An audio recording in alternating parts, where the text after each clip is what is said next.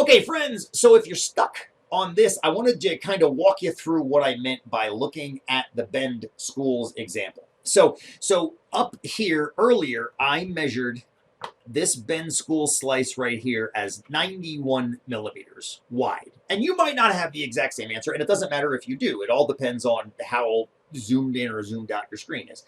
But keeping that same measurement, I then measured the Deschutes County 911 COCC High Desert ESD and so forth all the way across. And I got myself, looks like 8 numbers. Let me double check here. 1, 2, 3, 4, 5, 6, 7. Yep, 8 regions.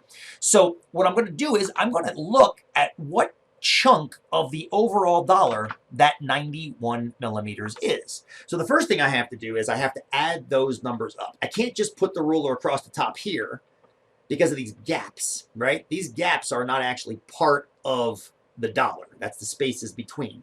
So I'm going to go to Google, and I'm going to use that to add up those numbers. So I got 91 plus 39 plus 4 plus 10 plus 1 plus 9 plus 24 plus 45. I ended up with 223 millimeters in that image. So that's how wide the dollar bill would be if we shoved it all back together and made it a full dollar bill. All right?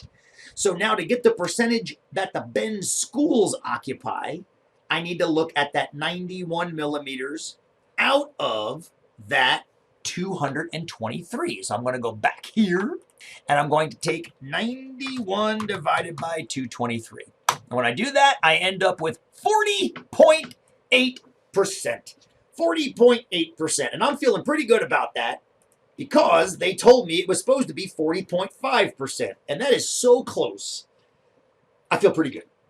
I feel pretty good about that particular slice. I want you to do the same thing for the other 7. Or I guess do them for all 8 because you probably don't have 91 millimeters as your measurement for Bend schools. But that's the way I wanted you to proceed down here in this number where percentage implied by your width. When I say that, I just mean when you took that measurement, whatever measurement you got, that was out of the whole dollar width. Divide that chunk by the whole dollar width, and let's see how these percentages compare to the portions that are actually given in the image. And you'll talk about that down here towards the last couple.